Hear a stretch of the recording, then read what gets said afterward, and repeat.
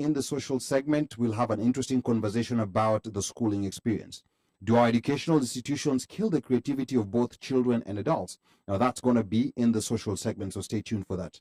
Na bila kusahau, tapokea mziki toka DJ wetu machachari mleta habari DJ OmoshFaya, na tutadunda kule viwanjani na Micah jezi yake nambari 7 mgongoni, akituletea habari za michezo. So moja kwa moja toka Kilimanjaro Studios, ni mimi mtangazaji na mwanahabari wako mpendwa Ali Badawy. Kwetu wananiita mteule na wengine mniite mjukuu wa Masai, because I'm Kenyan by blood, American by design, Masai by choice. Sichagui, sikagui na sibagui. Karibuni tena. Now, let's talk politics. Now, this hour in news and politics, we'll be talking to IEBC's Compliance and Quality Assurance Officer, Ms. Elizabeth Omolo. She'll be addressing concerns about the upcoming diaspora vote, and she'll also be talking about a Zoom meeting that IEBC will be hosting tomorrow with the diaspora. So stay tuned for that and more. I'm your politics anchor, Ali Badawy. Once again, it's Friday the 29th of July, and we're coming to you live from Kilimanjaro Studios outside Washington, D.C.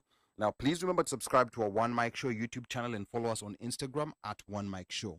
On panel with me tonight, Kamakawa, is Mr. OneMic himself. We have our resident DJ OmoshFaya.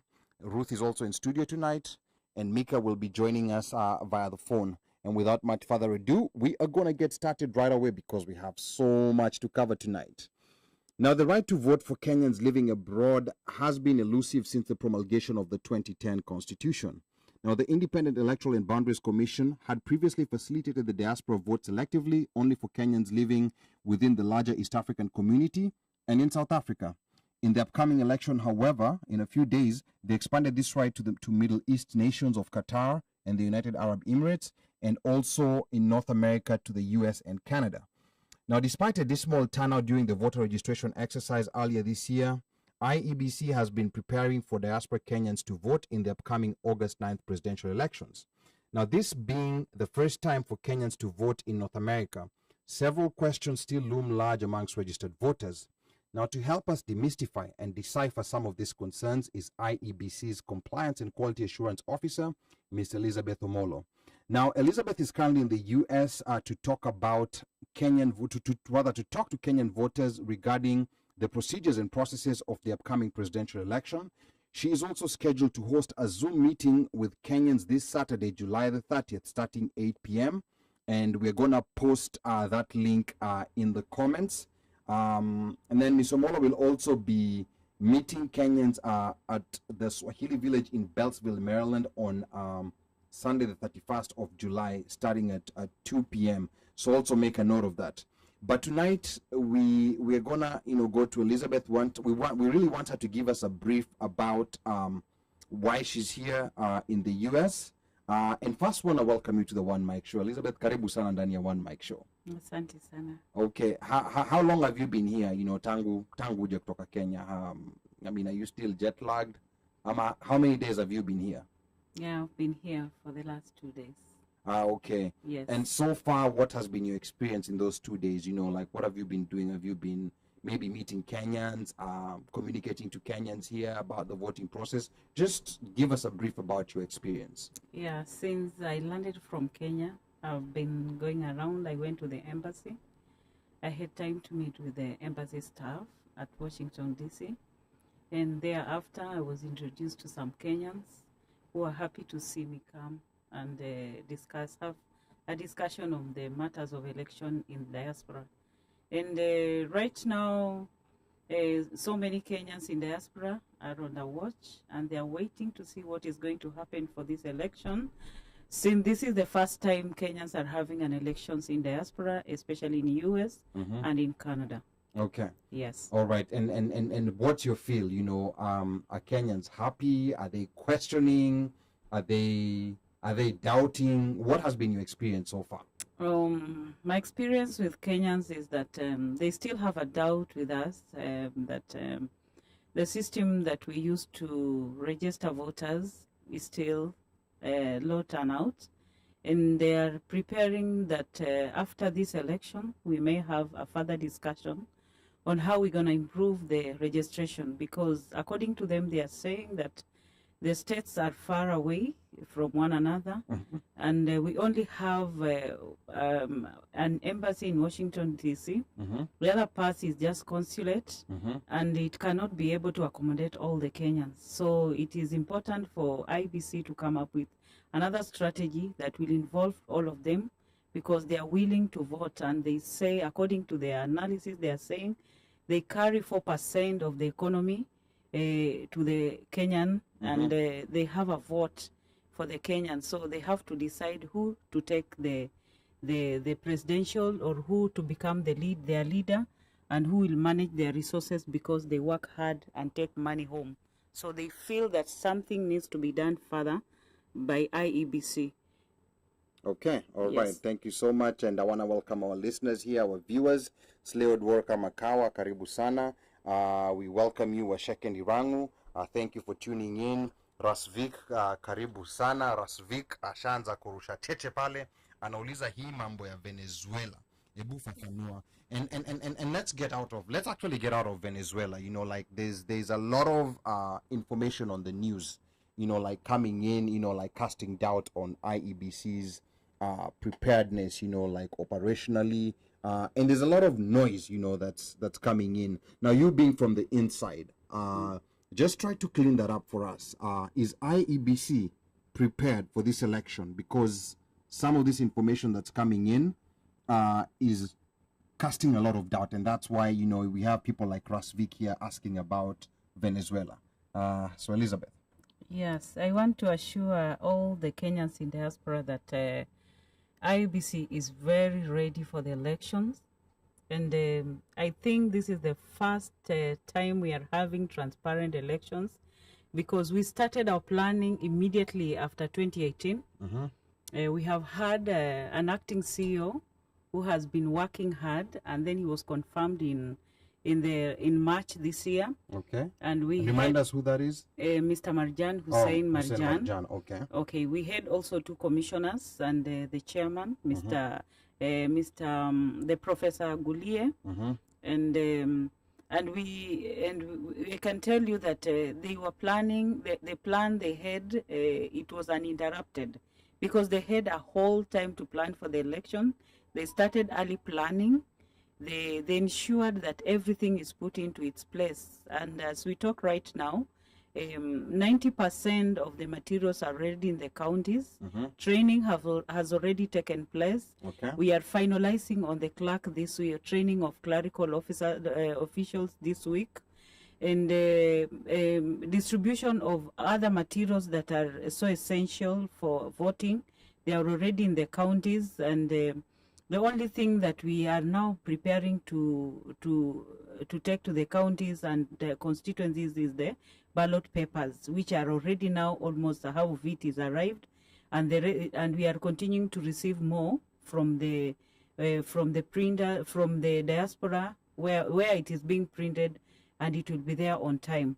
Great. So I believe that even deployment of the police officers and the security in the counties, training has already taken place, and everything, I think, is up to date.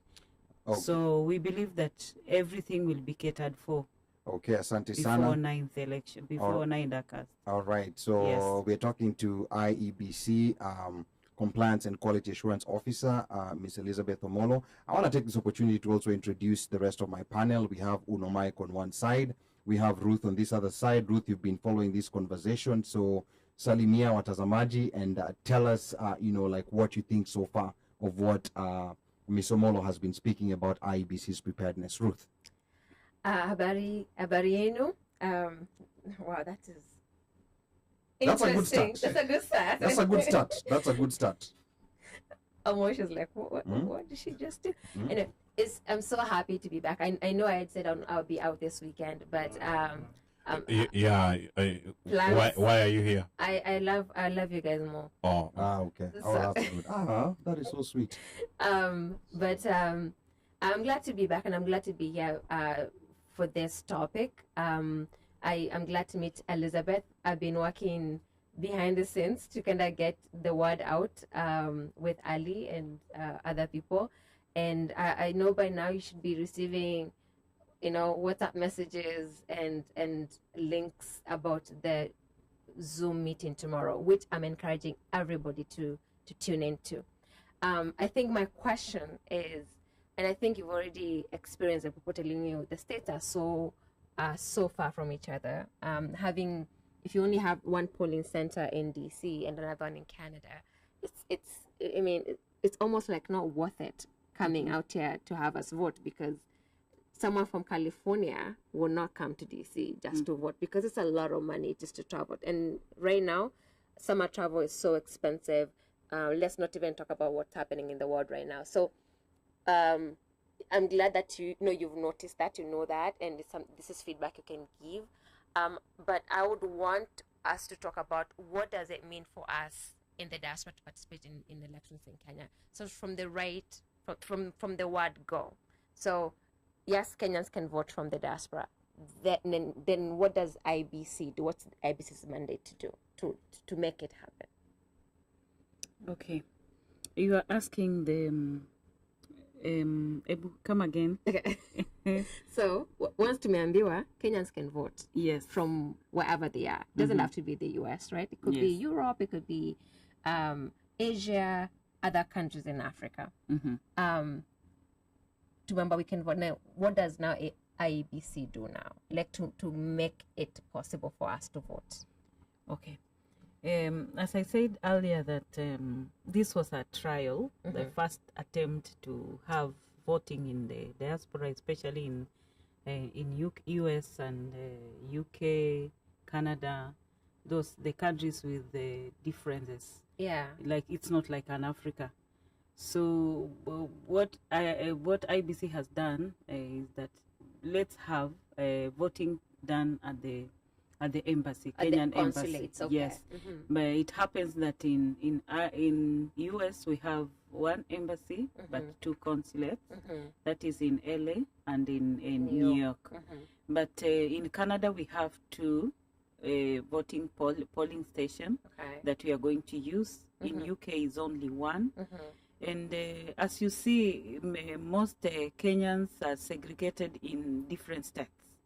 And it is very difficult for us to reach into those areas. However, the law allows that if we have to go to vote, we have to vote at the embassy.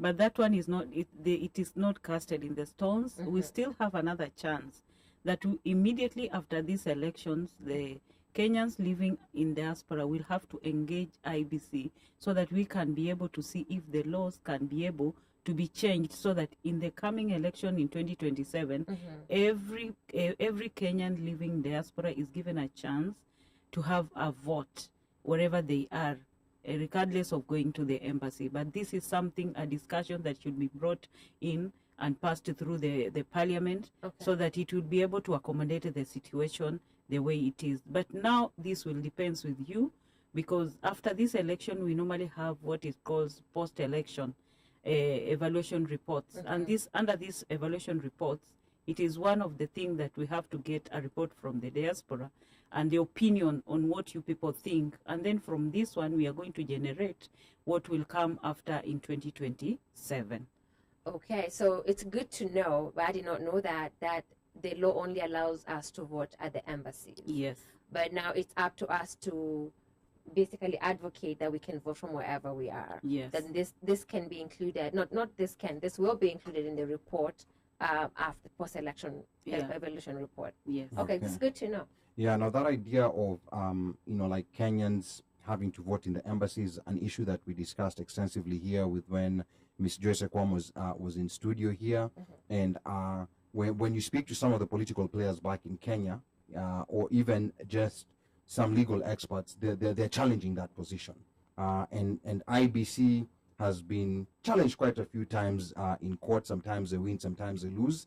So that's something that's being challenged, like the idea that that the election must be inside of an embassy. It's an idea that's being challenged, and I think that's where, Mr. Molo here is saying that Kenyans in the diaspora have to keep engaging the commission, they have to keep engaging the lawmakers to create laws officially that will allow us to vote in spaces beyond our embassies and our consulates. And before, you know, like Uno chimes into the conversation, I just wanted to get back to you a bit, Mr. Omolo. This being the first time ever a Kenyan election is being held outside a Kenyan time zone, not outside Kenya, but outside a Kenyan time zone. This is the first time because all the elections previously have been within the same Kenyan time zone. On election day, that's Tuesday, August 9th. What times will the polling stations in DC, New York, LA, and Canada be opening and closing? And I say this because Kenyans start voting very early in the morning, 6 a.m. 6 a.m. in the morning, we're still asleep here. So by the time it's 6 a.m. here, you know, I think it's Kenyans, it's the afternoon in Kenya. And Kenyans will stop voting and it will still not be 5 p.m. here. So are these times going to be synchronized with the time people are voting in Kenya? Or is this going to be the time based on whatever time zone you're in? Elizabeth. Okay, this is a discussion that has drawn many reactions from diaspora and local in Kenya. And we have had a gazette notice that is going to be out anytime now. And what they have said that the voting is going to be done on 9th, that is the local time on the country where you are residing from. Okay. So if you are in US, it will be at 6. The voting time will start at 6, 9th at 6, and it end at 11. At 5. At 5 p.m. At 5 p.m. Okay. So local time.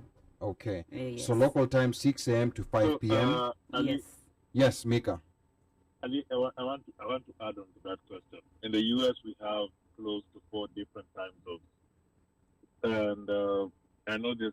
So they're saying we're going to be voting at the embassy. In Canada, the 2 embassies are not in the same time zone. How is that voting being conducted?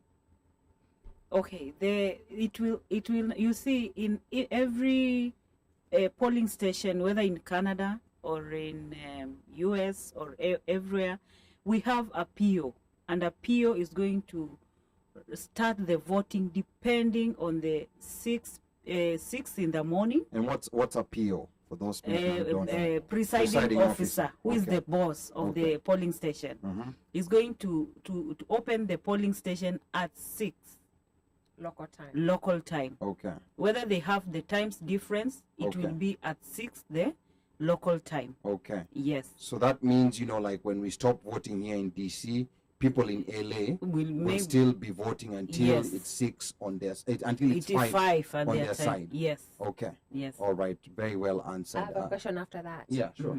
So the understanding is not unless the tally, like, you know, the person who is winning, like, there is a huge margin of, you know, that they won.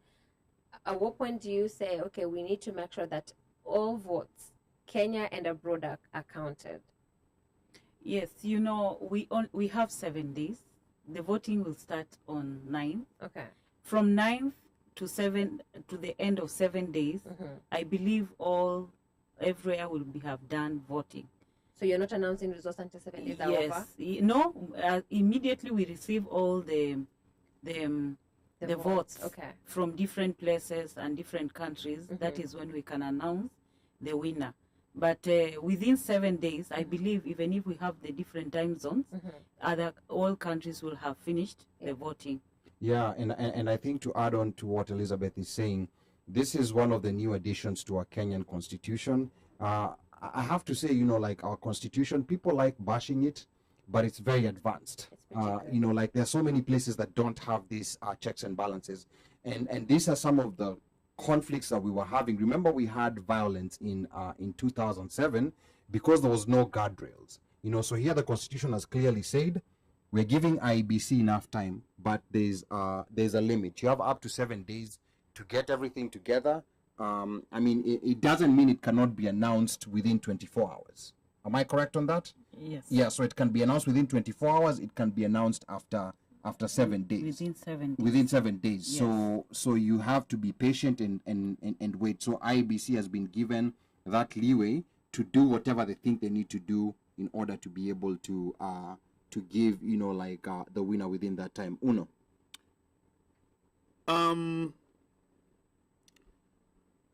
There was a time when I was trying to verify myself, and I got into a panic mode. Yes. But I think the instructions are not clear on how to verify because everything had to be capitalized. Meaning verify that you're registered that voter. you're a registered voter, and it shows your name and where you're supposed to be, where you'll be voting. Now, hopefully if everybody is verified, but when you go to show up and your information is missing in action, what is the contingency? What happens then? Even though you are registered and you verified, but when you go there and you're given that kikaratasi, that your card, your voter's that card, laminated that card. one, yes. Yes. So what is the contingency just in case that happens? As long as you registered and you took the biometric, your name is in the register.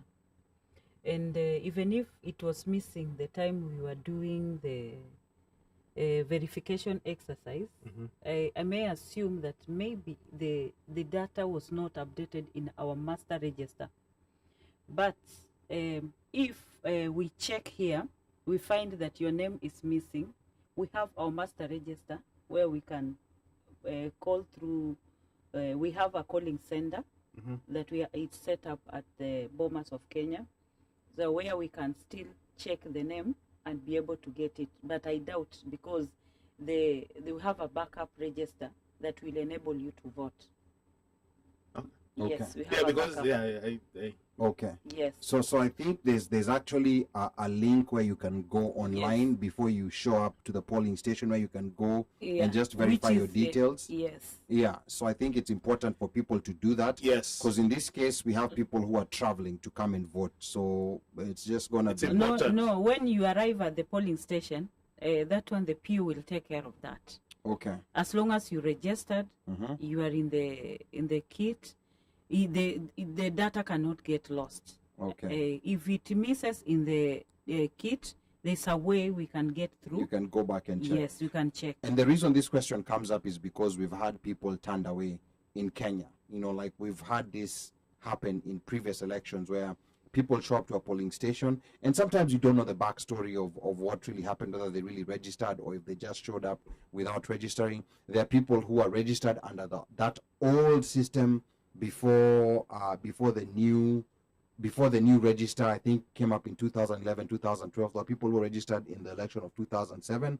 They didn't realize that everybody had to re-register afresh. So those are some of the things that just people need to get to know. You see, we do not register fresh, and according to registration, it will be done when we have when we go for boundaries delimitation. That is when we can have a fresh voter registration. Now, but for now, even if you registered those long time ago, you are only supposed to verify if you exist in the register. Now, not to, from my understanding, people who are registered after this new constitution came in, that was in 2010, then there was a fresh register. So people who had registered before that and had never come back to register again, so those people are no longer on the register because there was a fresh registration that was done then. Yes, fresh. And then now it's interesting you bring up boundary delimitation. Yes. And for those people who don't understand, boundary delimitation is the law now. The constitution requires every so often 12 years.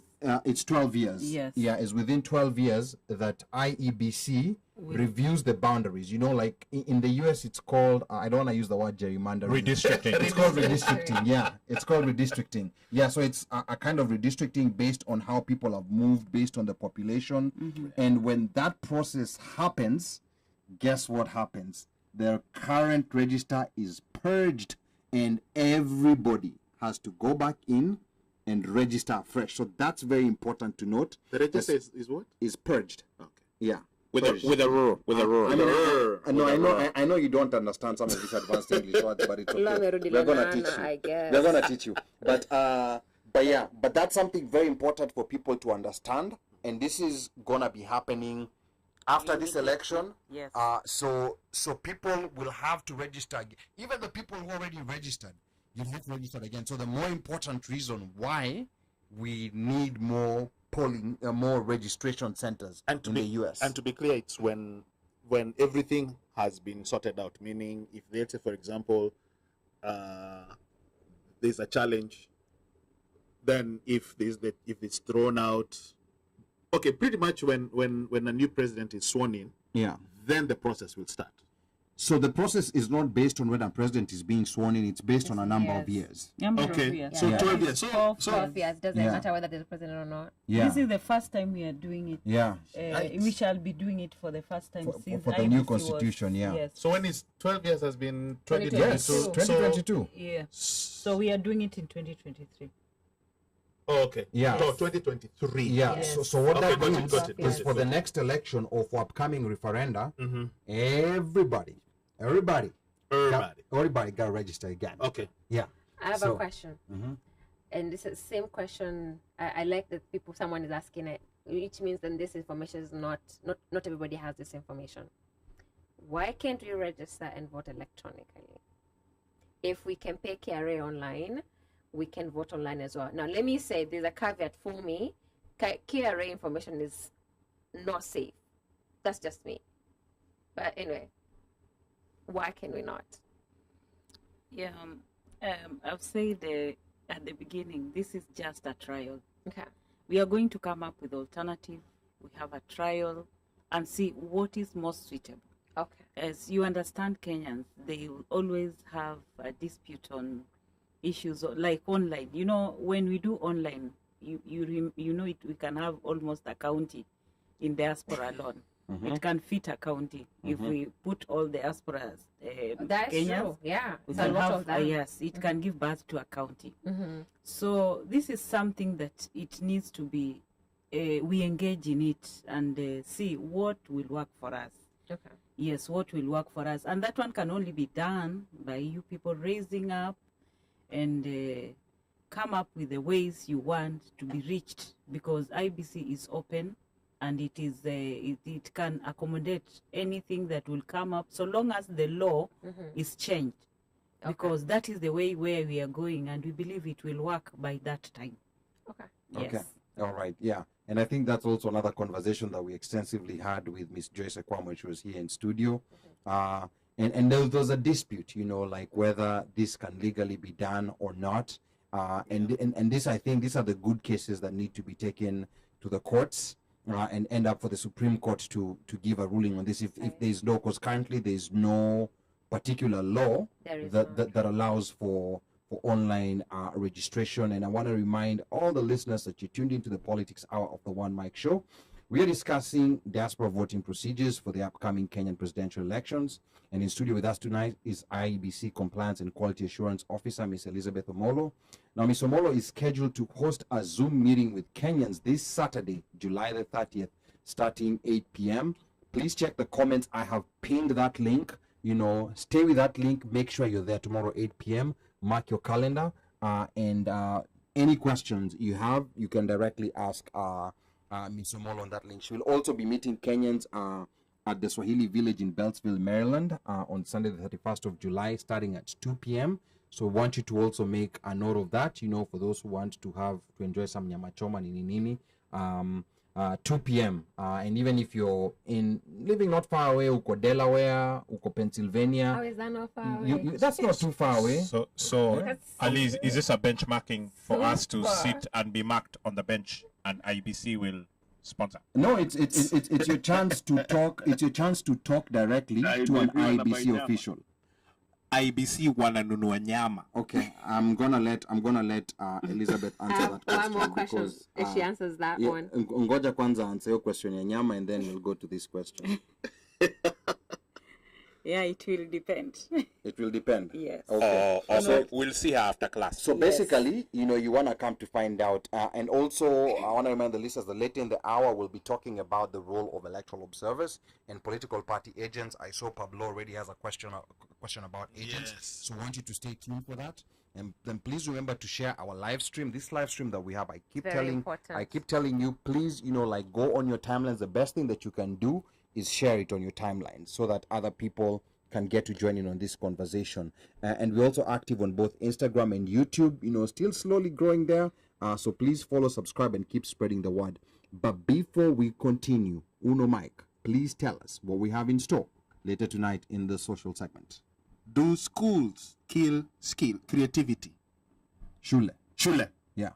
You remember the guys who are artsy, the guys who are maybe dancers, something but at one point in time we were told you cannot do all that. Yeah. Some focus, go study. Yeah. Just go study. You want to be a doctor, Yeah. lawyer, accountant. Yeah. Anything else?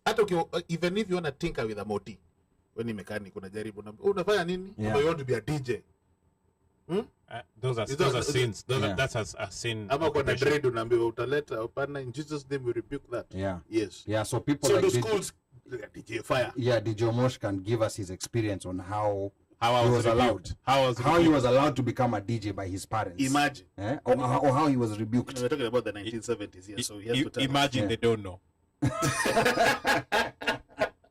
That's gonna be in the social segment, so Yes, stay sir. tuned. So Ruth, you had a question that you wanted to ask. Yes, I think you did answer the question, but there's something I not answer. You did relay the question I wanted to ask, but there's something I really want to know. So, if I show up to a polling station, I just can you walk me through what's expected of me as a voter? Okay. So you're a voter now. Yes. You have walked in a polling station. Mm-hmm. You want to vote. Mm-hmm. Okay. The first thing, let me start with the layout of our voting room, the way it will look like. Okay. First, we are going to have someone who will usher you out from the door. Mm-hmm. And then we have the desks arranged for the clerk, Mm-hmm. who will be doing the clerks who will be giving you who will be checking what you have come with and giving you the papers. And then we have the booth. We have, if we have media will be taking the photos at the other end. Okay. And then we have the last person who will mark your finger after you are voting, and then you go out. So when you come in, now you're coming from outside, you are a voter. Mm-hmm. The first thing I will do as a PO, I will welcome you and usher you to a desk where there will be a KEMS kit. Mm-hmm. And the person at the KEMS kit who is a clerk, What's that KEMS kit? Yeah. KEMS kit is the one now, that identification gadget Okay. that will identify you. So you will present your ID, Mm-hmm. identification card, Mm-hmm. either a passport, if you used a passport, or an ID to register. Mm-hmm.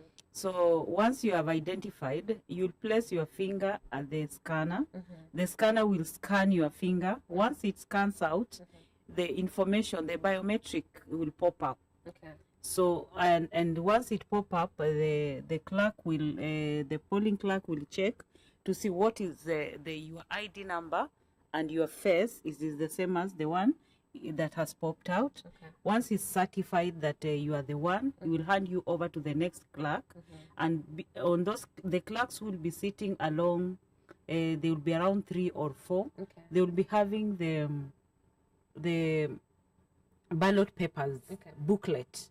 So once you get there, they will open in the ballot paper a booklet, and then they will take a stamp. They will stamp at the foil, and then at behind the ballot paper, and then you'll move. It is, if you are voting for presidential, for you diaspora, you'll only be voting for presidential. So they will just stamp at the foil, and then they tear out, and then they stamp behind the voting, behind the ballot paper, and then they will give you. They will fold. Once they fold across, you'll be told to go to the booth where you will mark whoever you want, and then you'll come and drop that ballot paper in the ballot box, and then you'll mark your finger, and then you go out. You are ushered. The last finger, it will be marked with indelible ink, and this indelible ink can never come out until after some time. And this also shows that you can't vote twice, because it is already marked, showing that you have already voted. And then after that, you'll be ushered out, and then they allow another person. However, if you are now a Kenyan who is walking in, you start also the same process by identification, and then you go to the next person. You'll be given the 6 ballot papers. Yes, Okay. yes, the 6 ballot papers starting from the president, Okay. member of parliament, assembly, MCA. Now, this is for people voting In in Kenya. Kenya. Yes, not now here. in Yeah. Kenya Okay, now. Okay. Women rep, governor, senator. All of them, they are papers with different colors, Okay. identifying each person. And then after you have taken them, you will walk at the ballot at the booth. At the booth, it will depend if you need to be helped, or if you can do it yourself, or if you need an assistant, you can come with a person who can assist you. But this person must You take are the an last oath. party in. Once he takes an oath, he will help you to mark those ballot papers.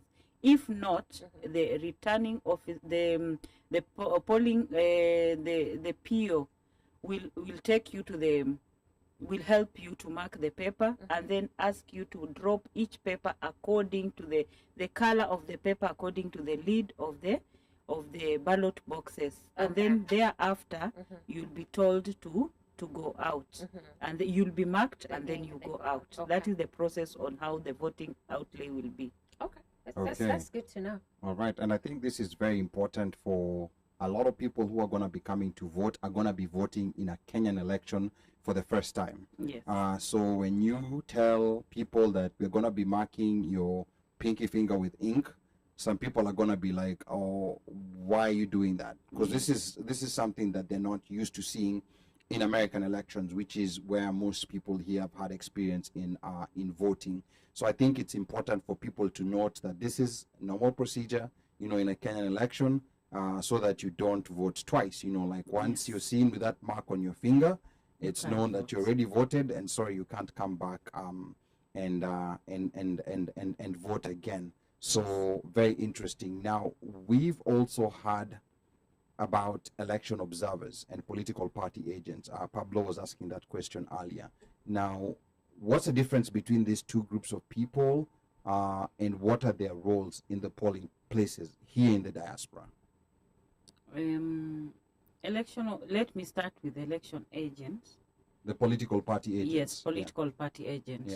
Yeah. So political party agents, there is someone who has been hired by a political party to oversee the election process, so that to ensure that everything that is done in that polling station, he's in charge, he's watching, and he's able to give a report. He's just like a security of the vote of that political party. Okay. So political party can be, they are normally given badges by an IBC. They are trained on whatever to do, and they report to their bosses who has employed them.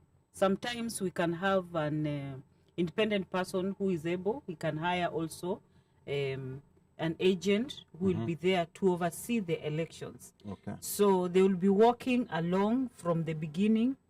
And you see, even I've told you at the time when we have someone who cannot vote, an agent can be there to oversee.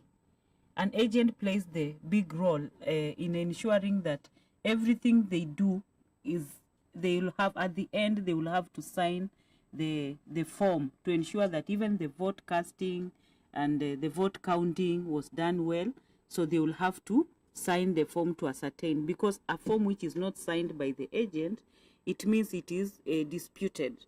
So they are like the security of the person who has employed them, who wants to become the leaders.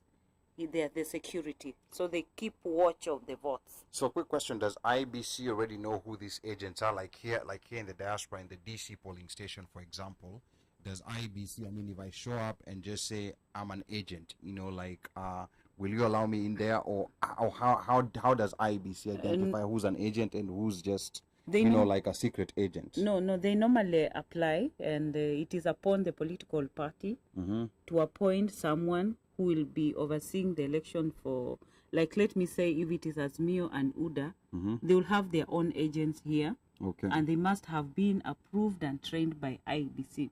Oh, wow. So they will apply online. Nowadays we have online. They will be trained, and they will be given a badge to show that they are agents. Okay. So nobody else can become an agent unless you have been approved by your name has been submitted to IBC, and you have been given the badge and allowed to access the polling station as an agent. And as we speak right now, as we are closing in on the election, is IEBC still doing those trainings, or is that window closed? Yes, it was doing, the training are still ongoing. Okay. And maybe it has been communicated through their parties to submit the names of the agents. Okay. We do not only have the agents, we also have the media. Okay. Yes, who are overseeing those elections. So it will now depend with the person or the political party who becomes their agent in diaspora.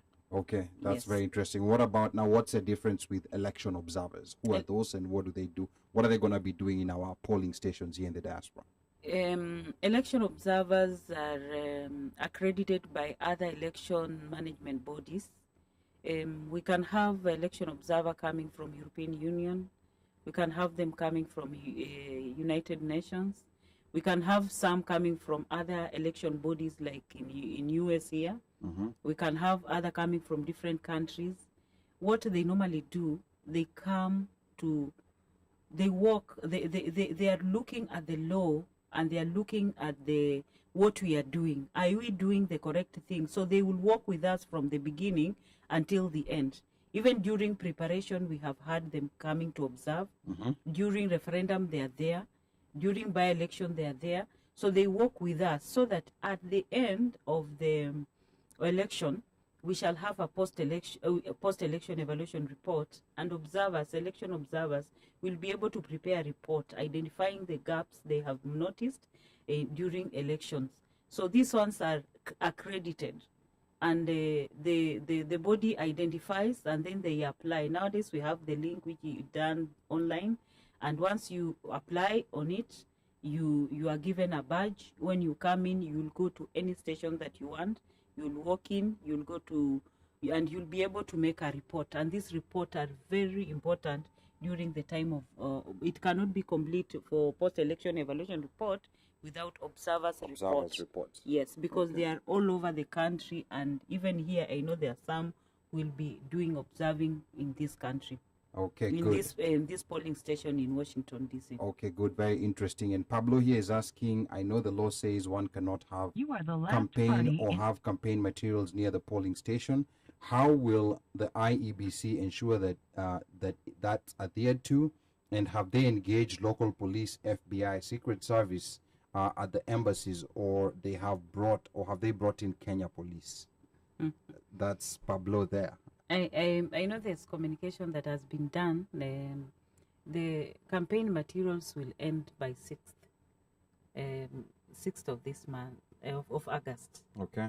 So from that time now, we will not allow any campaign to take place. It will be now a silent moment. And for 3 days? Yes. Wow. And 6th I think is the last day now for voting, for campaigning. Okay. So from that time now, we'll be allowed to have a silent moment where you will allow IBC to work. And I know the Kenya is working with the Kenyan embassy here in diaspora, and I know we normally employ the security to take care of our voting system. So I know they will engage the security at Washington, D.C., who will be able to take a lead, or who will be able to protect all the voters and those kind of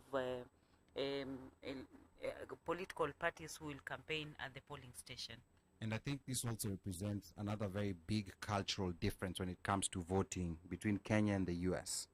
Because in the U.S., on election day, yes, you have people, like you have agents of the different candidates still campaigning, telling you vote for this candidate, vote for that candidate. That's very interesting. That the first time I voted in the U.S., to me it was very shocking. And I think this is with early voting. I don't know whether it's allowed on election day, yes, no, or maybe it might be different in different states, because in the US you have like 50 IEBCs across all the different states that sometimes operate under different rules. But when you go for early voting, you find those people at the polling places ready for you. As soon as you step out, you set your first foot out of the car, they're there for you. And I think Omosh wants to say something, you know, like if you could turn on his mic. Omosh, you had a question? Muna nisikia? Okay, najisikia. So, you're right about you say the agents, but there's also the actual, normally for early voting, you even find the candidates. The candidates, yes. Themselves, who are over there, they're talking to you, being personable, and, away from the polling station. So by the time you get into the polling station, maybe if you had not made up your mind, you might see, Ruth is there running for, women rep, and, you'll vote for her. Or something like that.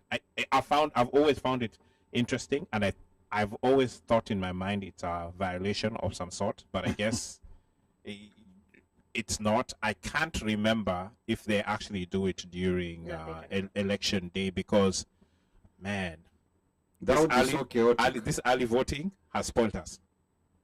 Because then you don't have to stand in line, because we don't get a public holiday. So, whatever time you can make is the one that you use. You utilize that 1 week before. And Maryland is one of those states that allows for that to occur. And I think these are things that when IEBC is observing election processes, because I believe also IEBC sends observers to other elections in different countries. So when you're observing like the American process, I think these are things that maybe you might want to contemplate and suggest to Parliament to pass laws to allow things like early voting. So I'm just going to read. The restrictions really include limiting displays of signs, handing out campaign literature, or soliciting votes within a predetermined distance, typically 50 to 200 feet of a polling place. Now, is that a state law? Is that a federal law? No. That's not federal. There's different states have different requirements. Yes. Yeah. So even I think in Kenya, we once you have finished voting, you must be away for at least 400 meters. Not be near the polling station after you voted. After you so have voted. As long as I have that ink. Yes, you can't be near 400 meters. Okay. Now, what if you voted and you're an agent? An agent, you have to vote and stay there. An agent is work. They are at work. Okay. But you're identified as an agent. You have the IBC official IBC badge. Yes. So even me, I am an IBC staff. But if I want to vote, I can go vote, and I will be still stationed there if I am supposed to be there. Okay. Yes, so long as I have the badge that allows me to be there. And we're actually gonna get there to what happens after someone votes. So let's keep that there. And Pablo here is saying the law is specific on no campaigning near polling stations. And Omosh, are gonna get you, but I want to remind the listeners that you tuned into the Politics Hour of the OneMic show. We are discussing diaspora voting procedures for the upcoming Kenyan presidential elections. And in studio with us is IEBC's Compliance and Quality Assurance Officer, Ms. Elizabeth Omolo. Now, Ms. Omolo is scheduled to host a Zoom meeting with Kenyans this Saturday, July the 30th, starting 8 p.m. Eastern Time. Please check the comments. I have pinned the comment on the stream on Facebook. So schedule yourself to be there on time.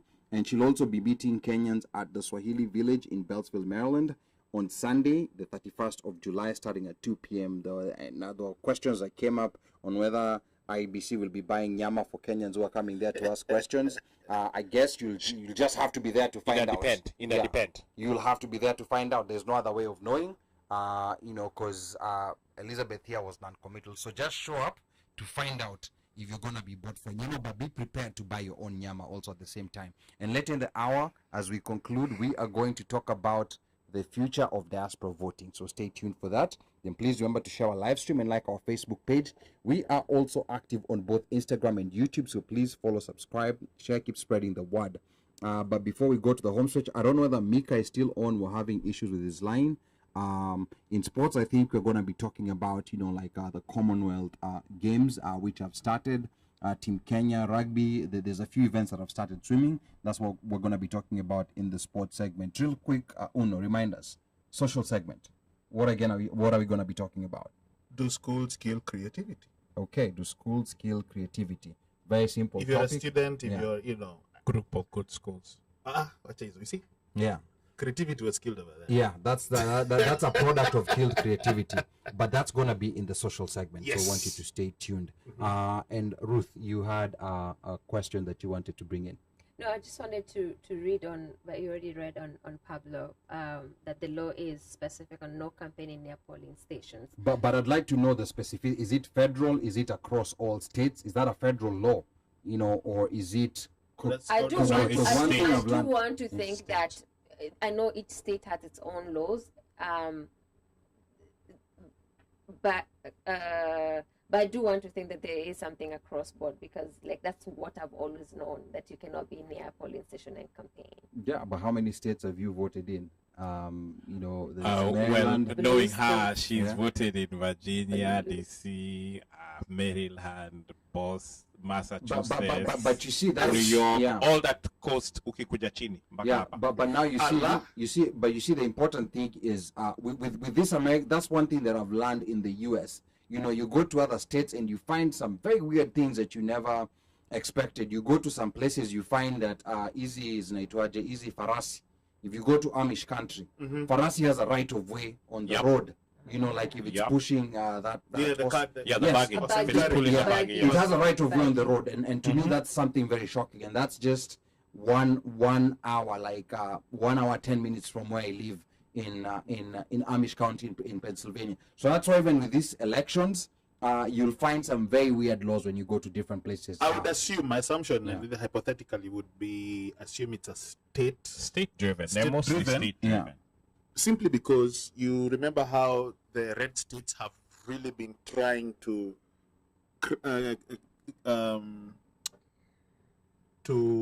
change, to suppress voters. suppress, voters. voter suppression Yeah. by passing laws. Yeah. Like handing waters, do what, this, like the other, Yeah. it might be misconstrued. Mm-hmm. That's what I'm thinking. Yeah, but to me, the But- Kenyan one, 3 days, I personally feel like 3 days is a very long It's time. a long time. Yeah, that's a very long time, So But on a it's, car it's to, not on you, but like it's a lot. it's a very long time, especially in a country that's very active politically. Yeah. And then you're telling people, to kind of do. car to 3 days, Ni sawa, mnaangaliana. ni sawa. You know. Ni sawa. No, During- you're given 3 days so that you can now Rethink you about can your life. rethink. You can rethink about your life. You can reprocess. You can probably look at the debates. Ideally feel okay. Maybe this guy hakusema vizuri. Listen, on election eve, I think if you live through the Obama years, election eve was really something to look forward to, because they had this huge campaign event at night Yeah. before the voting Before in the the morning. voting, So yeah. I feel like people in Kenya are missing something out on Yeah, that. because voting is a very emotional process, Yeah. and especially in an election like this one where there's a lot of undecided. This is the one very interesting Kenyan election where we have a very high number of undecideds, and I think those 3 days, Very true. yeah, could technically make it, but it's a law right now. So Yes, 3 it's a law. days, mnakaa mnaangaliana. Is you it a know. law that was passed in Parliament? Or is this something people came up with? Is that and I'm not sure if it's in the constitution or whether it's in an elections law. Maybe Elizabeth. For 7 days. No, not the 7 3 days. days. The The 3 3 days days between campaign and between election. campaign day. and election day, where you have to But, sit and look at each other. It's cooling period. too much. Like it's too much That's a silence. long time. It's a 3 long days. time. You see, we also have to give a break to IBC to work. But IBC, what break Yes, now? if you continue, you see politics has continued over and over, and there's a lot of I can't tell. Like you see, many things are happening during campaign. They are not giving us time to plan, time to do our things. But this is the time also the politicians have to relax, sit down, and wait. And They're gonna be so you see, campaigning. yes, Until the will. 6th. No. Until the The 6th. On Twitter. That is public, but they're gonna go online. no, if they go online No, and that's they a are violation. No, they'll be That's a sanctioned. Yeah, violation. That's a violation. and actually the parties are very strict on that. I can So already you want see. to tell me Yeah. no one is going to post not the video of a politician, but an article, a thing, a leading or misleading information on elections? Like nobody's So, gonna so, post something so, like so that. if you as Keyboard Ruth, warriors. if you as Ruth go and post something, Yeah. that's okay. But if But I'm if being a paid. political party, But I'm being paid. You but know that's that. but here's the thing: you can go still. If you don't get caught, you don't get caught. But if you get caught, like you go to jail, you can kill. So it's the same It thing. is only 2 days, Yeah. because if they will finish on 6th, Okay. we have 7th and 8th, and then on 9th we You're voting. Yeah, voting. Who came up with that? It is within the law. It's within the law. Yes. Like is parliament law, a law, Or is it the election law? constitution? Yeah, The election laws. Election law. Yeah. Yes. Okay. Mhm. So it is only 2 days. Yeah. Because they finish on 6th, they have 7th and 8th, and then 9th we are going to the polling station. Yeah. Okay. That's better. Also that one will also allow them, maybe if they are traveling to the up countries for For voting. voting. you Yeah. see. And And, then- it also and then gives you go- people time Okay. to because even the 6th is the same time the most schools will be closing, and there will be mass movement of people from the Urban to rural. rural to vote. Yeah. Yeah. So when they stop those campaign on 6th, people will be moving to up countries, others will coming to urban areas to vote. So I think that is the best time of movement. Yeah. Even the schools will be closing on that 6th. And I on think 6th. it also gives people time to prepare for victory parties. Yes. You know. So that also gives you time to prepare. So, Yes, you know. you prepare now for voting because you don't want to come also out of campaign. You are so tired, you cannot be able to wake up early in the morning. That's the joy of election. This is the joy of campaigning. You must have No. a break at least. In That Kenya, camp- elections is not That joy, Kenyan campaign trail is very, very taxing. and it's Yes. very hostile. Extremely. It's Extremely. hostile. It's taxing. You know. Can you like, imagine it's- covering 3 or 4 counties in a day? And then it's also very tense. You know, like Kenyan elections. I only take the tense part, not counties. So people. But you have to go county to county. It's So that's It's how your they're job. doing it. You know- It's but your job. you're campaigning. You know, It's your job. So it's rigorous. You know, Yes. there's also a lot of fear. There's also a lot of fear. You know, like prior to elections. You know, and when votes are being counted. So again, you know, this is something that's contextual to us, and maybe you know, like the Americans can also learn a few things. You know, it's very interesting when you look at Kenyan laws. They have some guardrails where America is having issues. So it's very interesting, you know, to see that where I wonder if, you know, American observers come to observe Kenyan elections. I know they sometimes like highlighting the negatives. I wonder sometimes if they bring the positives to try and implement what they saw in this country to the United States. But yeah, public holiday. yeah, but that's one example. That one we definitely need. That's In one my very opinion. that's one very good example, but it's not implemented here in America. Now we have someone here on the stream, Steve Bati, karibu sana. Steve is saying that alikuwa I'm trying to get my passport application. Anauliza IEBC, trying to get my kuna line. And I think Steve is talking about I think the embassy has been going to They're in different Dallas states. I right think now. that they're in Dallas right now. Yeah. And I think there's been a very long line of people who've come to apply. And this is a suggestion that we had brought, you know, like so many times previously on the OneMic show. We say those things. So to me, I think it's a good since start. Vegas, Yes. since Vegas rugby, Yeah. when they were doing the IDs, and we were like, hey, you know, you guys are doing this, make it a road show. They did Texas, so pretty much Texas has actually been a recipient of this. And Ever since. this was very short notice. This one for Texas was very short notice, but look at the number of people who came. I think Despite logistics. the short I think notice. it's all about logistics and Yeah. then also money. It's Okay. expensive to fly out It's logistics and money, and then who's going to cover. And remember, anything that you have to do with immigration, you need Yeah. an actual immigration officer Yes. to actually take in the biometric information, and that's something that people tend to forget. Yes. Because it's not embassy staff who actually do the biometrics; it's an actual immigration. It's an immigration officer. Yeah. and that's another thing that they had to probably train and get more immigration officers to come out to the diaspora to do these sorts of exercises. Yeah, to be more regular. or to be assigned to like an embassy. Yeah, so we're now exposing Miss Elizabeth to a lot of issues that we have in the diaspora that maybe don't have anything It's to do with okay. IBC. Maybe we need to have a diaspora IBC rep now. Anaweza ingia hiyo job. You never know. Yes, and you see that's and one other interesting thing is that independent agencies like the IEBC, these are the places where, as a dual citizen, you're allowed to go and become a commissioner. Remember, you cannot be, as a dual citizen, you cannot be an elected official, you Yes. cannot be a state officer. Since when? There's so many. No, No. Well, no. Oh, okay. No, the people who okay, steal. they are there. So we're They are not saying there. they're not there. They are there, Okay. but We're not by saying the they're law, not there. By the according law. to the law, Yeah. they are not there. If you hold a foreign passport, Yeah. you're not allowed Where's to hold it? any elected Where's position. You're not allowed to hold any, you're not allowed to become a state officer, meaning becoming a cabinet secretary or anything of that sort. You're not allowed to be in the military. I think the military also, there's a caveat for that. But you can be a judge, or you can work in an independent agency. We're talking about IEBC, Independent Policing Oversight Authority, and all these other independent agencies that we have.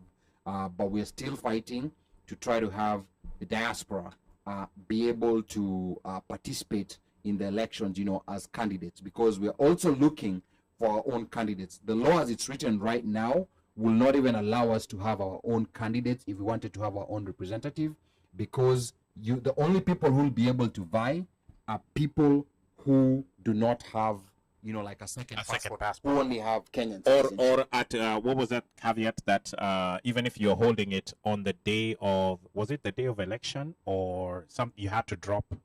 You have to so you can actually take part in the election, but before you get sworn in, you have to pick you have to, what is it called? Is it called revoking renouncing? Renounce. That's the word. Yeah. You have to renounce your citizenship. So these are some other. So you can't give Uno your passport akushikililie. No. It has to be officially renounced. Okay. And like in America, a renunciation is an irreversible reaction. For those who don't know, if you renounce your citizenship, in Kenya, you can go ask Most Def, the rapper. Just go read about his story. What's his name? Yasin Bey. Yasin Bey. Yeah. It's an irreversible process. Yeah. So those things of coming from coast and tearing your passport and going to Canada. So tearing a passport, you've not revoked your citizenship. Luckily, that's part of their process. There's a process. You're right. There's a process. You actually have to go do it in a foreign embassy. You have to go outside America, do it in a foreign embassy. But this is besides the point. This is a story for another day. Now, let me also remind the way you have spoken about the passports. During voting time, maybe you registered with a passport which has expired.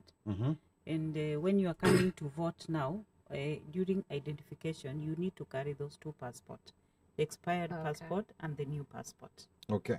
Yes. So you need to have the document that you registered with. The original document. And then the new, because when you come with expired passport, we are not going to allow you to vote because it's expired. But come with the two passports, the one that is expired and the one that... What if you've not... And now we have also, during voter registration, there was a ruling that allowed IDs. Yes. So you come, if you registered with an ID, please come with an ID. Can you come with a soft copy? No. You cannot come so with it has to be the original one. Come with the original identification now card. Here's a potential problem, and I hope I want you to communicate this when you go back to Nairobi, when you communicate to them. Here is a potential problem that I'm foreseeing. People who registered, when they registered, their passport was valid at the time of registration. Yes. Correct. We understand how long it's taking to renew passports. So there are people maybe who are in the process of renewing their passports, but they were given a 2023 appointment date. So they're holding the expired passport, they registered with it, but now they can't. It's useless in terms of... But now they don't IEBC. have... Wait, you said something that contradicted it. You said they're still valid, and now you're saying they're expired. No, it was valid at the time of registration. Remember, registration was in February. Okay. It was valid at that time. So let's say it expired in May. Okay. And then they've applied to renew a passport. So Or they still July, don't have... or it's expiring July 31st. Yeah, or... So I think that issue should be sorted very immediately with the embassy, so that embassy are in touch with the IEBC. And how is that going to be sorted? It is too fast because the two organizations works together. Okay. Yes, and if we have an issue that maybe the passport is expiring maybe 2 days to election, and you have to initiate the process. And when the embassy knows, inform the embassy through the write-up, and the embassy will be able to tell this is what is, and they will communicate with the IEBC. IEBC will give a ruling on over the same, but with if there is a case for such. So will the embassy be giving you a document to certify that your application is in the process, or because I'm talking about someone who's just showing up you know, like from Pennsylvania or wherever, showing up to DC on voting day, I mean, will come with a document that you registered with, and that's when they're showing up. And that is why we need this information to reach at the embassy. Embassy will write to IBC, and IBC will be able to give them a guiding accordingly. Okay. So they need to communicate this before the election day. You'll find that there are some who registered with the old passport, which has expired, and they are yet to receive the new one from here. Yeah. Or they just put in the application. Yes. Yeah. So I think embassy will work together with the IBC to sort out the issue, because I think that is something that can be solved by the two organizations. Okay, and Pablo here is saying, my new Kenyan driver's license has my information. Can I use that just in case I lost the other documents after registration? No. It was not the original document that was presented. Yeah. And the license is not a document. It's like the bank. Yeah. It's like the bank in Kenya. Whatever original document you used to open that bank in Kenya, that bank account in Kenya, is the same one that you need to go with every single time when you go into to have transactions at the bank. Yes. Otherwise, they look at you and say, boss, keep it moving. Yes. Now, what happens after we are done voting? There's some things that you've already said, you know, there's that very elaborate procedure. At least here I know there will be only one ballot paper because we're only voting for the president.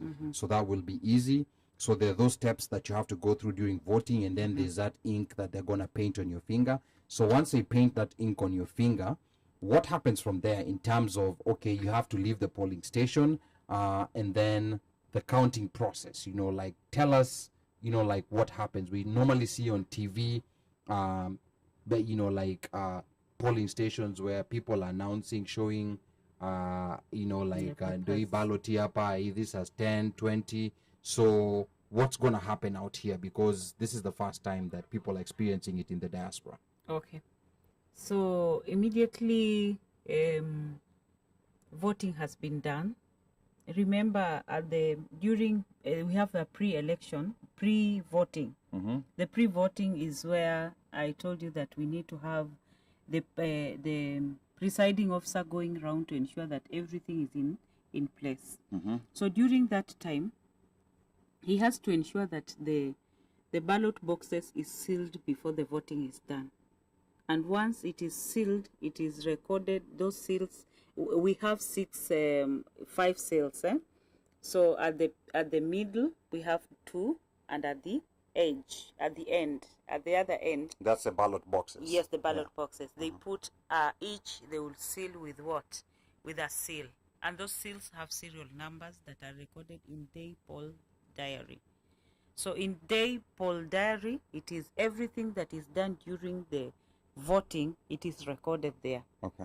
So at the middle we have an aperture, which is like a lid where we are going to We're be going to dropping. cast your ballot. Yes, we cast our ballot, Okay. which is will be left open. So immediately after we have done all the voting, and we have put the presidential, the MCA, but here now let me concentrate first on here. We have done the voting. Once we finish that, we now have to convert our polling station into a counting center. Okay. Because now that is where now we are going to, what we'll do, we will rearrange the room to look like a counting center where we have the seats for those who are observers. We have the agents, and we have maybe the media. They will be given a place, and then we have people at the front. We have a desk which is showing the when we are counting, that everybody is able to see what you are doing, and we shall have the clerks who are also seated around there, who will be helping in the counting. So once we finish, the aperture will be sealed, meaning that no more votes can be no more vote can be casted, and then it will be taken and put in a place in a way that as they do rearrangement now, they will come now and start to ensure that everything is set. Now they will take a hacksaw, and they will, yes, they will have we have a small hacksaw that normally is among the material that we normally have, that will be able to remove the seal. Okay. So those seals, once you cut them, they are 4. You put them in an envelope. it will be taken to the ballot boxes after counting. Okay. You put an envelope and then you put them there. If there is any seal that will break, you ensure that you record this seal number, this broke when we were trying to close the ballot box. So after that, we shall empty we shall open the seal. After the seal, we open the lid, and then we empty the ballot papers on the disc where they are, and then after then we shall empty, and then you show the agents and everyone in the room that this is an empty box. And then after that, now we shall take our I'm assuming this is our vote, and it was folded like this, so when we were putting inside the ballot boxes, now the presiding officer will be able now to take and open the lid and be able now to show the people that this is the ballot box number 1. Start arranging in order, and it has the names of presidential who are lined here, and then he will able to check behind to ensure it shows the media like this and tell them this is the stamp is behind. So once he has done like that, he will see this is for Azimio presidential. They put it aside. Okay. They arrange here. They arrange for UDA. They arrange for Mizizi. All the presidential, the 4, yes. Yeah. Yes. Uncle So Tekoya. once they have finished doing like that, they will now start, they will count. Once Okay. they count, they will count the way they normally do. 1, they put aside 2, 3 for Azimio. You remember they have arranged into badges according to the color. according to the the parties. the parties Yeah. who participated. But or now is candidates. here where Candidates who so participated. here, Candidates, because I'm trying to see the role of a political agent, and there's someone here, Pablo, is asking if how is one vetted to be an agent? I'd like to participate, and it's already been answered there that it's too late. You have to talk to your political party, because you have to be authorized by your party to be an agent. Trained. Yes. Yeah, and trained by IEBC. by IEBC. But here's my question. Like we always hear of this thing called a spoiled ballot. Like during these Supreme Court cases, spoiled ballot, stray ballot. You always hear this interesting terminology. Or rejected. Or rejected. Now, is this the point where like for example, if I'm an Azimio agent, I can challenge, something like kama kura imesema ni UDA, but I see something that's looking. Is this a point where I can challenge when it's being shown up, or There's always okay. Then this is what will happen once you have been given the ballot paper. You are allowed. You are given. You are shown how to mark. Yeah. And that is why I'm here to show you that. Go to, if it is Azimio, go where Azimio is, the presidential for Azimio. Yeah. You tick, and once you tick, the tick you put should be within the box. it cannot slide outside? Yes, don't put something that it will go up Like to a the- Nike yes. sign. Yeah. You see, it will be showing that maybe you are not decided Yeah. where you want, or put something like a dot which someone cannot be able to see. Okay. If the ballot will be rejected if it has such a funny things, or you draw Mickey Mouse. yes, Or an orange. or an orange or Smiley what, face. yes, Or you write the name of the candidate you Yes. wanted, who's Yeah. not on the list. yeah, who's not on the list. Yeah. That is a spoiled vote. Okay. That one will be put aside. And remember, each Nini has let me show you some. Hizo si za Venezuela. No, this is just, Okay. I don't know if I carried them, but I remember you see, yeah, I have some here. This is the serial number that I was showing you. Okay. Oh, wow. So This is a sample ballot. a sample ballot. Yeah, so what camera? This is the first time that people in the diaspora are seeing a sample ballot. Yes. What camera do I show this, Uno? Let's try to see if we Yes, can if we we- can display this to. Can you zoom in? Yeah. So let's See, try to if see you if we check can. up there, we have a serial number Uh-huh. that this is the part will be left in the booklet. Yeah. And Where's the other, serial number. the serial number is at the edge. Oh, right here. Yes. This one? Okay. Yes. All right. So I don't know whether you can see that. Yes, at the edge, and then once we tear, we leave this upper part, Okay. and then this one will be the same. So Oh. once I receive this, what I will do, I will now stamp at the edge, at the back. At the back. Yes. Okay. And then once I have done like that, this is how I will want our ballot paper to look like. You stamp. This is how you mark. Oh wow! You mark the Uno ballot. show that one too on the camera so You that mark. people can see. I don't know whether it's very clear on camera, but yeah, we'll try to show you. This is actually very interesting. Yes. You know, and typically here in the US, you can always pull. Can I take a picture of this and post it? You can Yes. you can pull a sample ballot online. Yes. But this right here, this is so advanced. Oh, but these names, these are not actual candidates. Yes, These are it's just a sample. Who, Yeah, who did you see the Kizito? no, I was trying to look Oh, for my okay. candidates here, but I realized that these are random. Mugabe. But I see there's some random I thought candidates. Kizito was there. Yeah. So this is the correctly marked ballot paper. Okay. This one. Okay, that's a correctly So yes, correctly you marked. see the tick is within the box. Yeah. Yes. Because if you don't mark within the box, we don't know where you are marking. So let me ask a question. Sometimes, you know, like if someone has slightly out of the box, you can tell by the spirit this was the vote that this person intended to vote for. But is that also going to be counted as a spoiled ballot? There are those Yes. ones where Because you see here they say voters mark alama ya kura. Weka inside the box. They have Inside just the- ndani ya box. They have not said, you know, some will just do like this. yeah. You mark inside the box. Others will find them drawing an animal, drawing a So that They have- yes. that alama ya kura, is it an X or it's a check mark? It is an X or a check. It is written here. So you can use Not an X. a mark, use an X. You can use a thumb, or you can use a tick. Okay, wait a minute. Check, check. I'm now a bit confused. You can use a thumb. Yeah, kuna wale waandiki. That's the Voters whole mark point. Okay. kura yako, tick, cross, or a thumb. There are Now people who thumbprint, so kuna ink hapo. Yes, kuna ink. If Okay. you can't, you'll be given an ink. You are able to put an ink. There are Okay. people who can't Yeah, write. because the people who are also blind. And this is where Pablo was asking. There was a question: does IEBC have people on hand at the embassies to assist the disabled to vote, Yes. or those that can't read or write? Yes.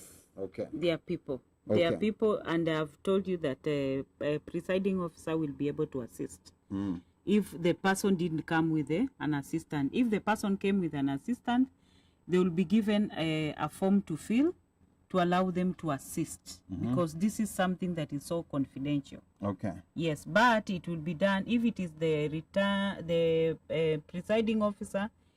He will be accompanied by the agent. Okay. Yes, to ensure that everything that is done, it is secret.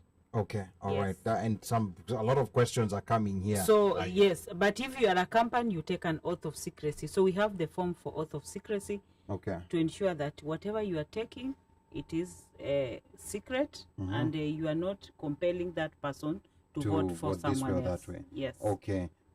Yeah. So here we have, you know, like a couple of comments coming in.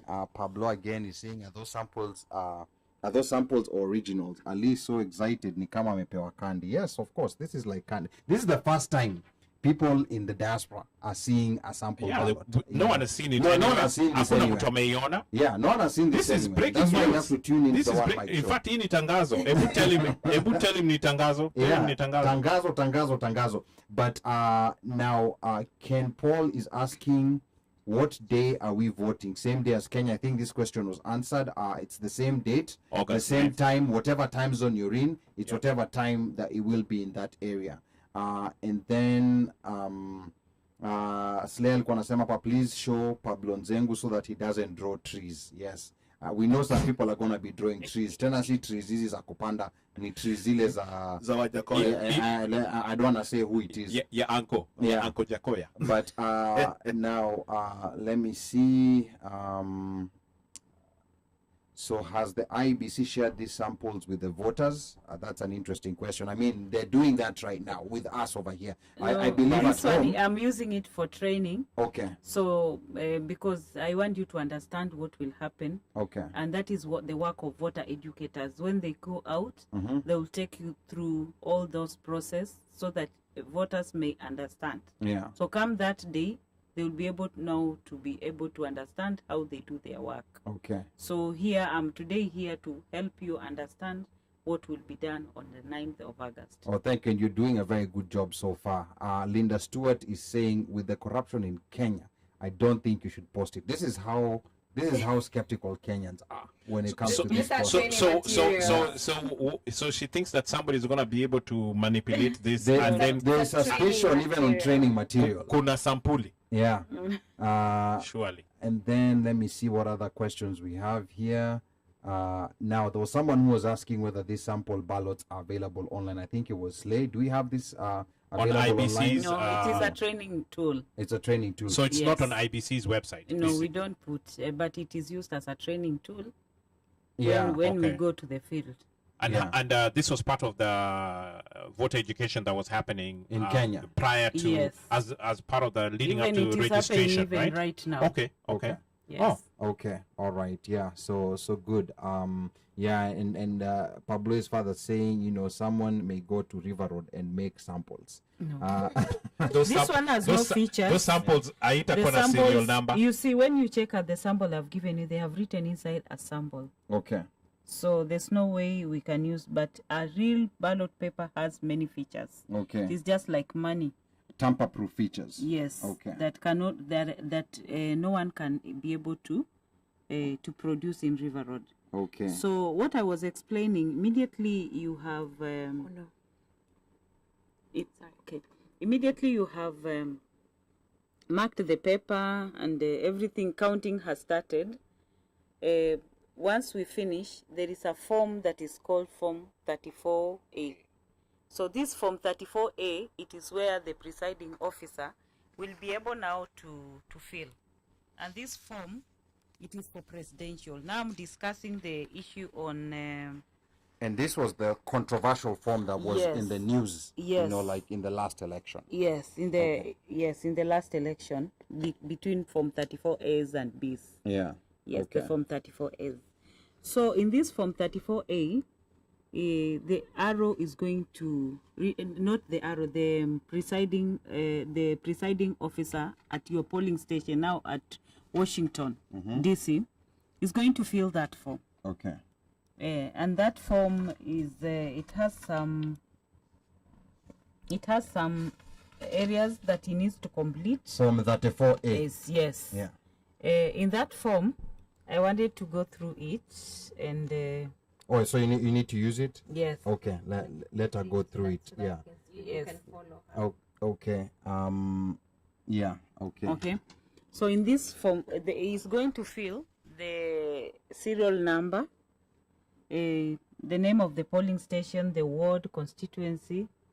So here we are going to use, we normally call now Washington DC polling station in US, county, we put in US, and they have already been trained on what to fill on that part.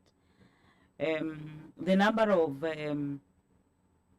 we have the number of candidates who participated in the voting and the number of votes they have received. So remember, we were counting. Once we have folded and arranged into badges according to the casting of the vote, we shall count.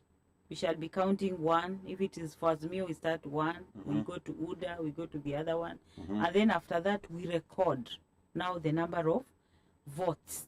And then you asked about, we have discussed about the rejected vote. Yeah. And we have said those that have an issue on the marking. But we have what is called straight ballot. Stray ballot. Yes, straight ballot, it will not appear here.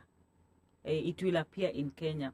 Because number one, straight ballot will appear in Kenya because here we only have one one presidential. We have only presidential, which is one ballot box. So for people to understand what a stray ballot is, for example, you've selected the president, but you threw it in the box for MCA. For MCA. So that's a stray ballot. Yes, that's not going to be counted. That's not going to be counted. But that doesn't apply to us here because there's only one box. Yes, for that one will only apply at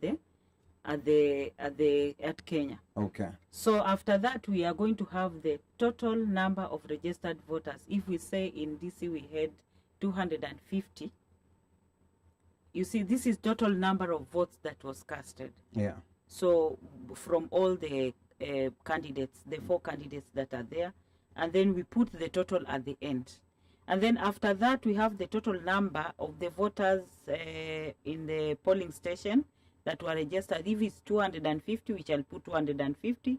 The number of rejected, we shall put the number of rejected. The number of rejected objection to ballot paper. We have some that we have objection between agent. Agent will say, no, this is this and this is this. So we shall have an argument, but they will put that one. Okay. But remember, the final say it is the returning officer. the presiding officer. So wait, is there a difference? You mentioned presiding officer and presiding officer. It is a polling station. Is the boss at the polling station. What about a returning officer? A returning officer, it is at the constituency. Okay. So I will come to that once I have finished. Okay. So the number of disputed votes, we have the ones that they will say, agent will say, no, this one is right, this one. So this one, all these things were disputed. Mm-hmm. So they will be put aside, and then the total number of the votes that were casted. So the form, all those parts will be filled. And then now, under this, the disputed votes, always you have to take the serial number, you number them, and then you put inside that. And then after that, you declare, and then you fill, you put the signature, and then the agent. Now, the agent is the one who also signs and put all the details, and then after that, he may refuse to sign because maybe he's looking at the disputed votes or what. If he refuses to sign, he has to tell the reason why he's not signing. And then after that, now we have done like that, what the PO, who is the presiding officer, will take a photo of this image. Okay. And then once he has taken the photo, he will do what? He will send, this photo will be sent to the tallying station, the tallying center. At the constituency? No. It will be sent directly to Bomas. To Bomas, okay. Yes. Now, in the Bomas, we are going to receive all Forms 34As from 46,200 polling stations. Yeah. From there now, yeah. Once we have taken there, you see every polling station, you see, we cannot now, this is a polling station, and we cannot announce, him is just announcing what he has received, the total number of voters casted, the ones that are for so and so, so and so, and after that he sends there. But remember, he can never, he has no the mandate to say that this is MCA or what, because number one, he has no all the total, because a polling station, for you to become an MCA, you must have a ward. A ward may have more than 3 polling stations. Okay. So once he has finished, he will take back the ballot box, the ballot papers to the ballot box, and seal again, and record in poll diary. Yeah. And once he has done like that, he will now take the results of Form 34A to the he will take the Form 34A to the returning officer now. Okay. Who is the employee of IBC at the constituency. Now they are called returning officer at the constituency. Okay. Now from there, now the employee of IBC will be able to consolidate Form 34A to make a summary of Form 34C. Wow. Okay. Yes. You understand now? Okay. Yeah. This is a lot of information. Yes, this is a polling station. Yeah. Let me assume the ward that appoints the MCA has 3 polling stations. So each PO, we have different PO in each polling station. So this PO from different polling station will bring results to MCA, to returning officer. The returning officers. The returning officer will now consolidate those from 34. For MCA, it is not from 34A. For presidential is for MCA like is 36. Okay. 36 A's. Okay. For A it is for presidential alone. Okay. That is why it is sent directly to the bombers. because that is where we have our returning officer. Okay. Who is the Chebukati. Yes. Is the national returning officer. Okay. So he will receive all the Form 34 A's for presidential because he is the only one who will announce the presidential results. Okay. So now you have understood there. Yeah, now these details are what now you're going to be going in detail over in the Zoom meeting that actually we're going to have. It's going to be tomorrow, 8 p.m. Yeah, so now for 34 A's, it is only for presidential here. Yeah. And here, once we finish, the PO will take the picture and send to bombers. So the Chebukati will be waiting for all from 34 A's. Okay. From different parts of the country. And we have 46,200 polling stations. And then from there, once they has received, immediately you take a picture, it will now automatically start to generate from 34 B's. Okay. B's, now that is where last time, if you remember, people were saying, oh, the results on from 34 A's are not matching. But B, it is a summary of A, of A's. Okay. It is a summary. It is consolidated. So there should not be discrepancies. There should not be discrepancies, yes. That is why we are saying we are going to, as the election continues, we are not only going to show the image, to display the results as an image. This image that is here, not the way we used to do last time, we were typing in, so that you see the what is in Form 34A, it has a discrepancy. Okay. Yes, so once it has been taken there, so we have a team, and that team that is there, it will be doing quality assurance. We shall wait now for the returning officer to come to the polling station, to the bombers, to bring from 34S, original. So once they come, we shall now compare with what has been scanned, and then they consolidate a Form 34, B, C, and C, it is the one that will be able to be used to announce the results. Okay. All right. Yes. Yeah. So as not to lose, that is why we have 7 days. Yeah. Okay. Because it's gonna take a longer time. It's a long process. So clearly, we're not going to know the president that day. Yes, but we can know the MCA. Okay. We can be able to know the MP. The MP immediately. But for the president, it will take a longer time because remember we have to ensure that everything is brought to bombers. The originals. Yes, the originals, and then we do the quality assurance. And I think the difference with the American political culture that we're used to is we're used to getting these results from media. Like from CNN, MSNBC, or whoever, because they're also doing their own tallying at the same time, and they even project the winners, and that's why they use the word project. And they started doing this after the 2000 election. Remember when they announced, Al Gore had won, and then Bush, and then Al Gore, and then Bush. That's when they started using this term projected winner. So they take those details and they can estimate, the winner. And sometimes the winner is not officially announced until sometimes even late November or even December, because in the US you have 50 electoral commissions. All of them have to certify the result. But I think here the reason why this detail has become important in Kenya is because of the lack of trust that people have had with the process, and that's why we want all of you to tune into the Zoom. I pinned the link right there where she's going to be discussing this in more detail. Ruth.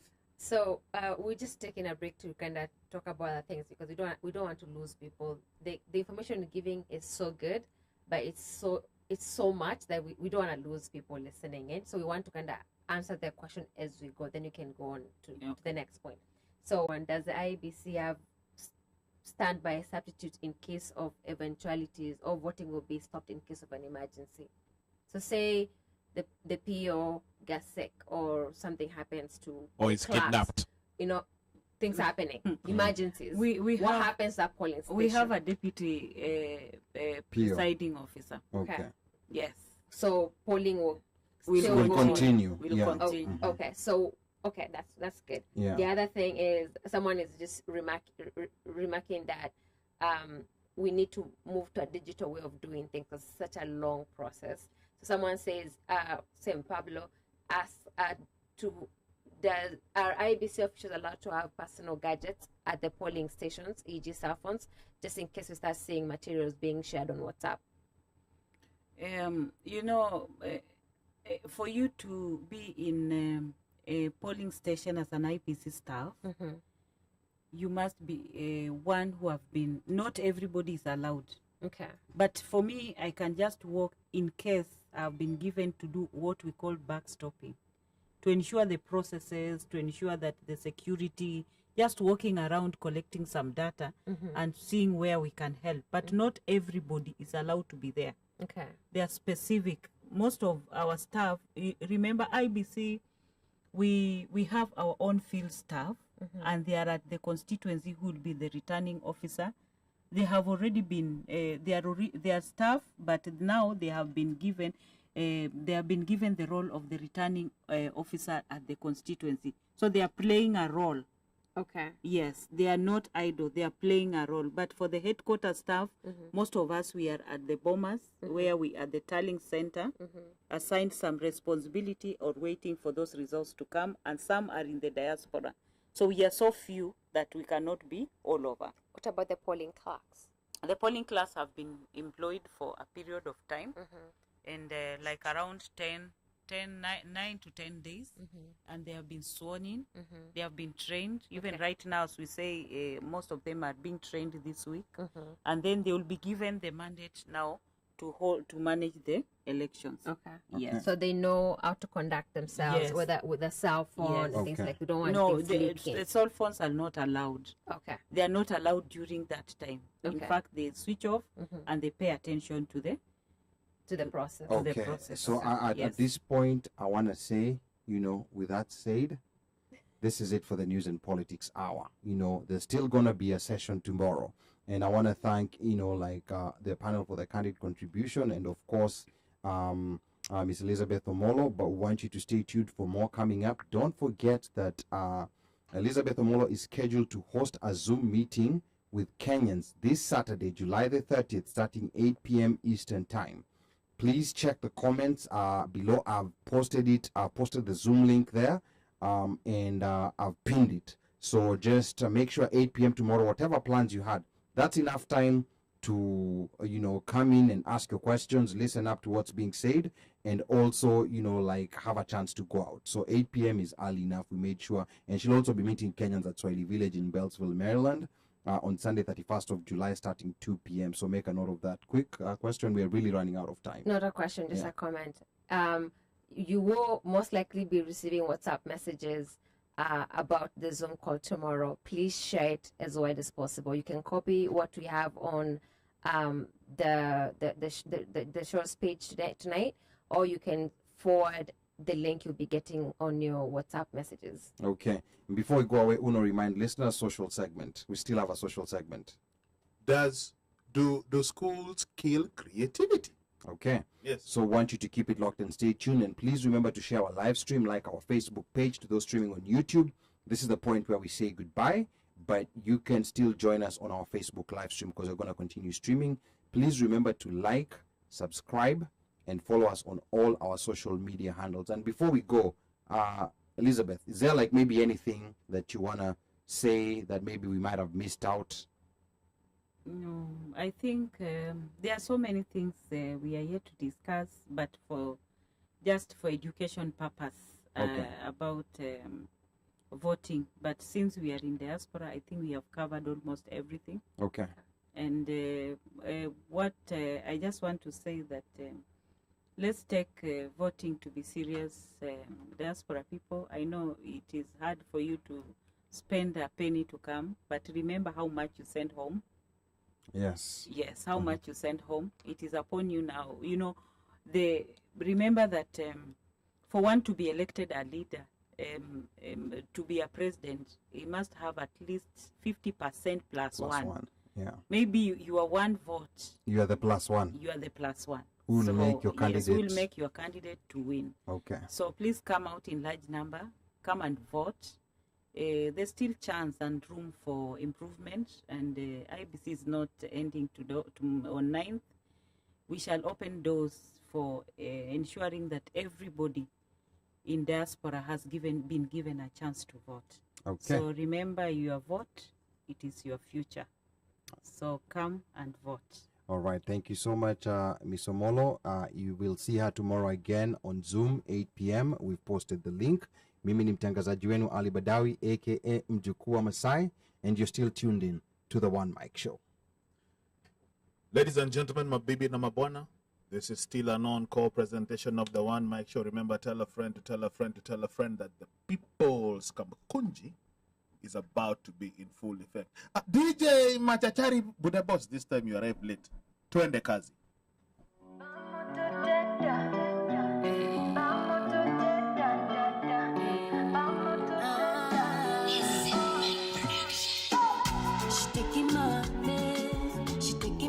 She got a booty body. She taking my name, cause she got a booty of a fatty body. Vamos to teta, vamos to teta, vamos to teta. Sure, I saw the look that he gave her. All of his mind was stuck on her. She had a dress on but without a bra. Only man ya jamuli na mungalo wepa. Hey, still about her. And no gawe any gawe yeteka. She no come to play. Saja damda. Hey, kugange yeka kwa fata. What you gonna do if she come for your man? Are you gonna put up a fight for your man? Hey, manange, what you gonna do? If she come, what you gonna do? What you gonna do? Oh, she taking my man. She taking my man cause she got a good body. She taking my man cause she got a booty over fatty body. Vamos to teta. Vamos to teta. Vamos to teta. Oh, hey. Ono muwala buchangaja. Sirina midembe waka. Omutima ne kumpapuka. I got to get a plan for her. Yes, I will handle her. According to will handle her. Yes, I can handle her. Sitakupeleka kubaya ndugu yangu nakwambia. Katika vitu vya kucheza navyo usicheze na hisia za mtu. Wengi wameenda jela kisa mapenzi wameua mtu. Kwenye mapenzi bwana usikose njia, utakuja jutia, wengi wameshalia. Wana wako wamenikimbia, utanamlilia kwa uchungu. Baby wako mapasili vya mia, watanofukuzia, wanakuchukulia. Anya tunatulelo na mjatia, vidona mia mia ya kwa shungu. Nimeshindwa, nimejaribu kukuweka mbali. Nimeshindwa, mdomo umetamka sikutaki ila moyoni. Nimeshindwa, eti nisikuote na nisikufikirie mwenzako. Nimeshindwa, kuwa mbali na wewe, kwenda mbali na wewe niendako. Nimeshindwa, nimeshindwa, nimeshindwa. Hey, we fucking open the door. Gonna your city before. Laba singi ujisiki for. Sasa na jitesi turo. Mwili maumivu kwa mando. Twende pole pole jaribu kuongea na watu. Umepata msaada sana mpoli. Sometime na stuck. Siwezi takufanya chochote. Baba you shot my heart. I'm a dead man walking angalia wapi. Vipande vya moyo wangu ataniokote. Nasa kajiunga unga tafute njiani tu. Na wangu no invest, jua kwa na weza, tutatuma pesa karibuze.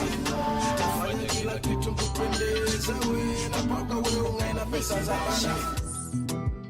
Zawadi kanipa Mungu, sasa kwa nini nisipokee?